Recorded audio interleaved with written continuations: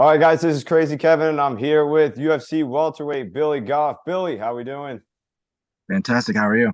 Doing good, man. Can't complain. So, Billy, you got a fight coming up May 11th. Tell us a little bit about how you're feeling coming up with that. I'm excited. It's going to be, I'm glad to get back in the cage. Um, haven't been as active as I wanted, but it's hopefully this will start active year. Nice. Now, what advantages do you think you have over Trey Waters going into this fight? I think I've got the grappling.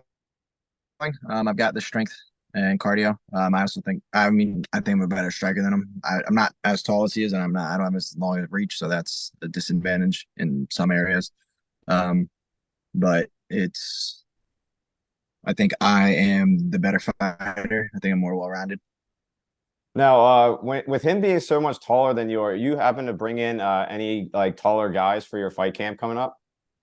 I'm training with Trevor Good. He's out of Mass. He's 6'7", so that's if I can hit a guy who's 6'7", I can hit a guy who's 6'5". Fair enough. And Yeah, they've that got the definitely same works. reach too. So, with a win over Trey Waters, what do you think a win does, and what do you think it takes to get on the main card soon? Um, I think I don't think this one would get me on the main card. Even if I get like another good first round finish, hopefully that would give me a bonus Yeah. and it builds me some momentum going into the next one. The biggest thing is once I start calling people out who are a bit higher than me, then I can get on the main card. But right now where I'm at, since the division's so packed, there's so many people that it's hard to get like someone that's further ahead. I know I could try to call out Gabriel Bonfim since he beat him, but he's already had so many fights. All the dudes that I want to fight are like 7 fights in, 10 fights in. Right. Yeah, no, that is kind of annoying for sure. Now, when it comes to fighting in Singapore, what was that like? And tell us a little bit about your experience. It was awesome. It was cool to see a new country, to see somewhere different, and it was a very nice country to go to as well. It's very clean. It was very safe, uh, open, and friendly. And there, it's a heavy immigration there. They have a heavy amount of immigration there, so it's also a big mix of cultures of neighboring countries, which is cool. And it was my first experience with UFC, so seeing all of that and being in a different country at the same time, it was definitely a bunch of new stuff. So, what was going through your head getting ready to go in there for your first fight in Singapore? I mean, I was thinking of all the things that could go right, all the things that could go wrong. Um, and the biggest thing is just I try to remind myself I've done all the work. I've prepared. I've got great teammates. I've got a great corner team that is getting me ready for these fights. So I just got to keep curbing the doubts and keep bringing myself back to all right. This is what we're doing. This is the game plan. This is all we can do right now. Right now, with your fight coming up, what things have you grown from your last fight? So yeah, I'm constantly working on my grappling, working on my striking. The biggest thing with the last fight was sitting in front of them because I would get to range and I push very heavy. I'm always getting in their face. And sometimes I will bounce out, move around, and then I'll come out and then I'll sit and right in front of them because I want them to throw shots and then so I can try to counter. And I push in super heavy, so I end up eating a few shots, which isn't sitting in front of them is wrong, but pushing in super heavy, it's gonna be hard to get in clean. Um, so just more movement, being more disciplined when it comes to my movement and my cage control. Very nice. Now, you came over from Bellator. How was Bellator a lot different compared to the UFC? So I fought. I only fought for him twice. The first one was like that was the first time I fought on a big stage. It was for Bellator at Mohegan, and that was really cool. And they were like the first example of like, oh, this is like a high class promotion doing a good job with everything.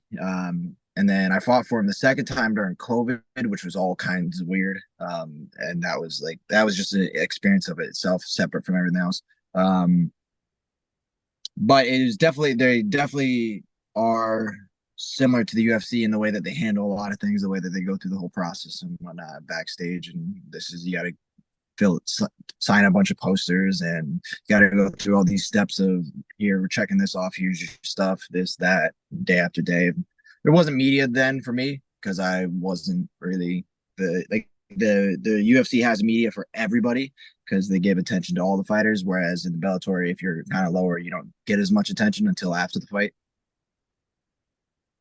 Fair enough. That's a good point. I didn't even think about that. Now, when it comes to the UFC and Bellator, how is Scott Coker and Dana White alike?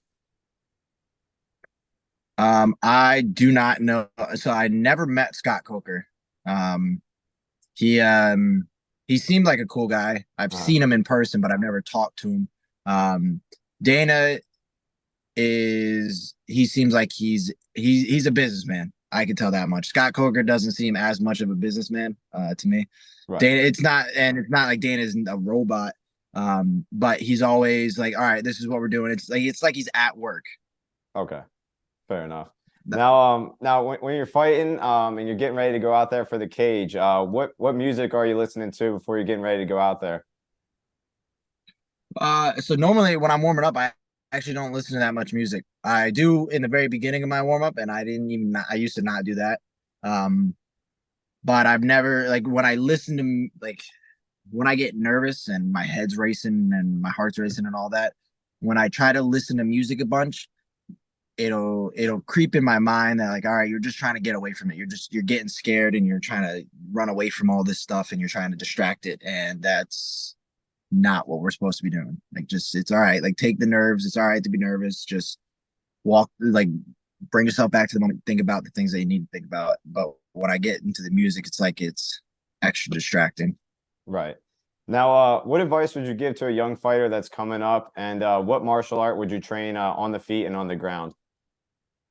Wrestling, well, I want to train all of them, but I would say wrestling and Muay Thai. Okay. Wrestling and Muay Thai are the most important because if you don't know how to, like, jiu-jitsu is important, but if you got a good enough wrestling and you just learn a little bit of jiu-jitsu, you won't be able to submit other people, but you can keep the position and you can fight off most submissions. And on the feet, it's I would say Muay Thai because of elbows. Okay. I was just about to ask that because it seems like almost every fighter that we ask about striking, they're always saying Muay Thai. So that makes sense with the elbows. Now, when it comes to fighting, you fought in a crazy place like Singapore. Is there any places that if the UFC offered you to fight, would you say no to? Maybe not North Korea Fair enough. Yeah, I wouldn't want because to go there either. I might get stuck. Yeah. Yeah, you might be doing a little bit more than fighting over there. Yeah, they're gonna throw you in the mines. So you got some pets, I see too. You got a cat. Tell us a little bit about your cat. I know you got a good relationship with it. Oh yeah, no, her name's Lucy. I love her Lucy. so much.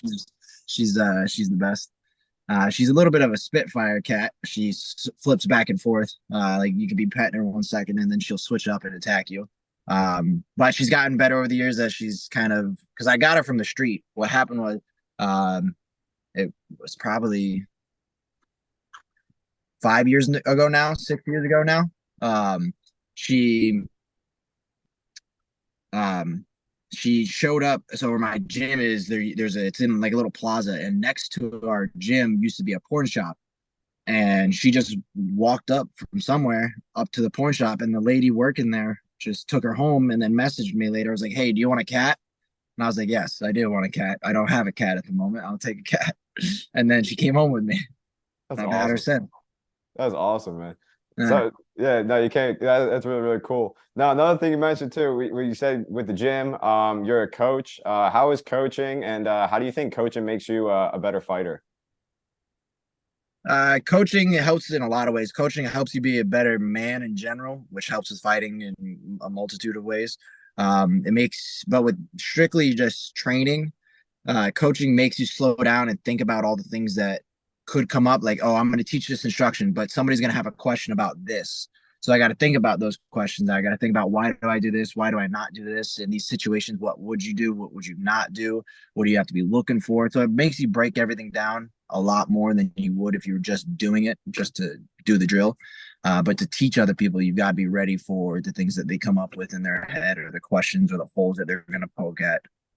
So it makes you think about your game a lot more. So, what ages do you teach at your gym? So we run so for at my gym, we only have one class. Sometimes I will help out teaching it.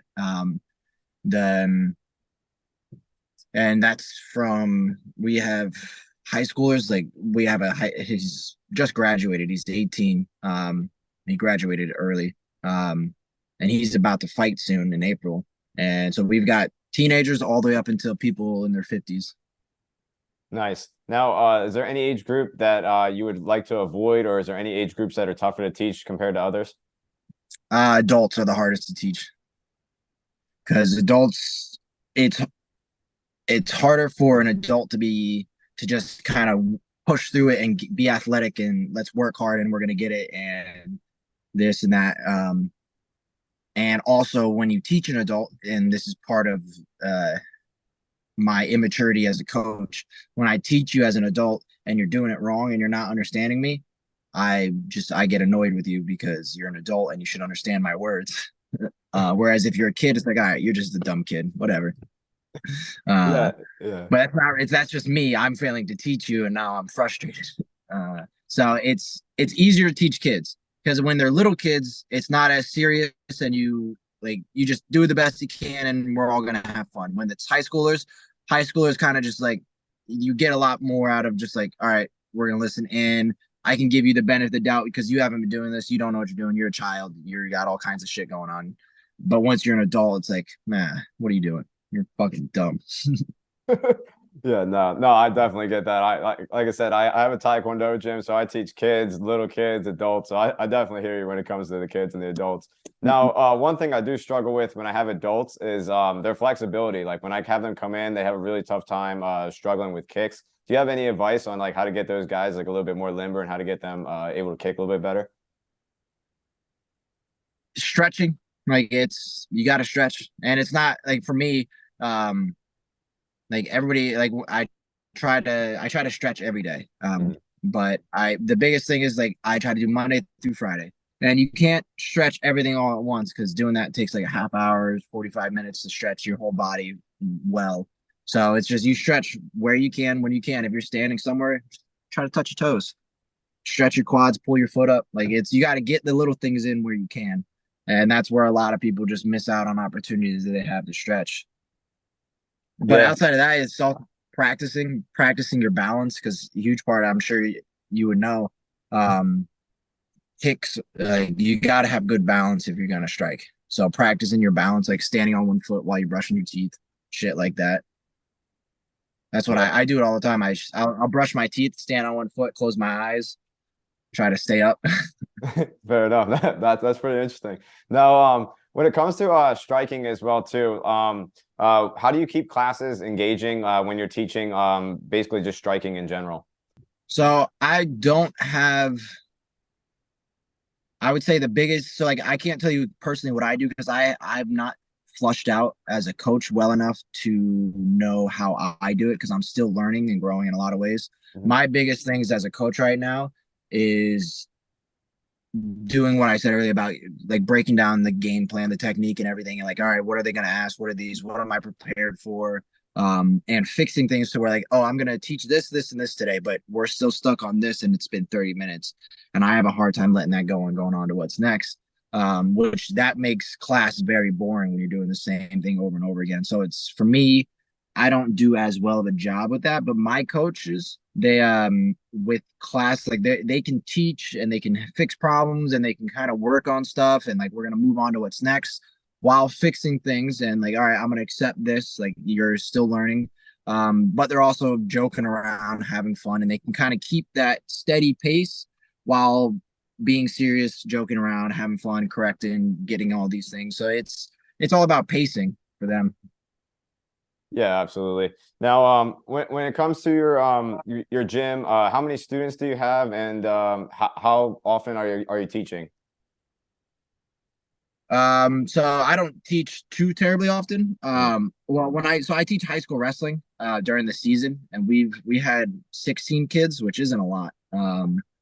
The and we teach. I'm the assistant coach at Montville High School. We teach Monday through Friday, like 2 to 5.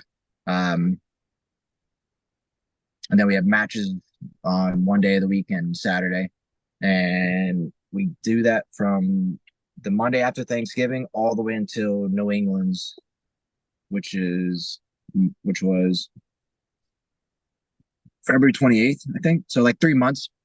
And now, so I don't teach a class, but I'll teach class if like somebody's running a little late, or if somebody's got they're taking them to weigh-ins or something, and it's like, all right, well, we got to do this, and I'll be given instruction, or like, hey, come up with something to teach. My coach will put me on the spot every once in a while, like, hey, tomorrow you're going to teach, so come up with something. And it's usually, we have about anywhere between 10 to 15 people in our class a night, but we also have a very small gym, so we can't have too many. Nice. Okay, fair enough. Now, like I mentioned, I'm a Taekwondo instructor, and I have about 150 students at my location. My question to you is, what advice would you give to those students that are coming in every day to help get them to come in every day to keep getting better? So if they want to fight, then you gotta prioritize fighting. Like if that's what you want to do, if you want to be the best you can be so that you can be the best fighter that you can be, then you've got to practice comes first. I'm rarely ever missing practice. I'm rarely ever skipping stuff. Obviously things come up, but you got to make it happen as much as you can. The little things. I'm going to stretch. I'm going to eat right. I'm going to do this. I'm going to make sure I hit my lifts. I'm going to make sure I hit my cardio. I'm going to make sure I get into practice 10 minutes early so I can get my warm up in and I have a good practice. I'm in the right headspace.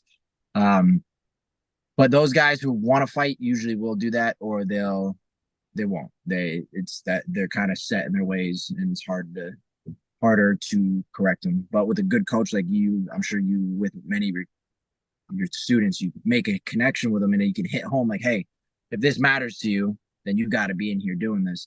For the people who are doing it as a hobby,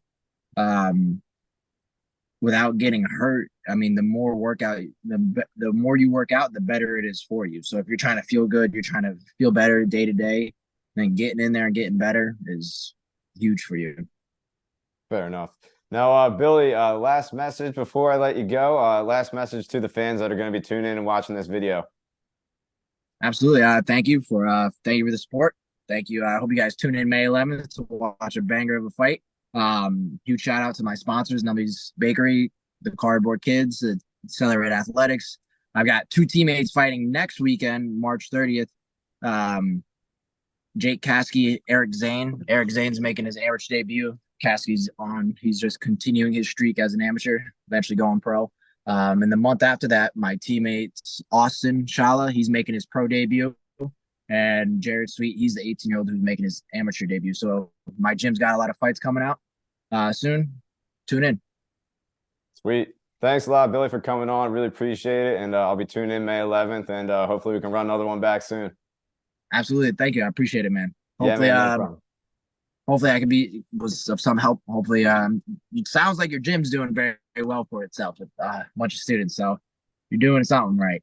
Yeah, man, we're trying. That's for sure. We're definitely just grinding, and I love what I do, so I can't complain. That's for sure.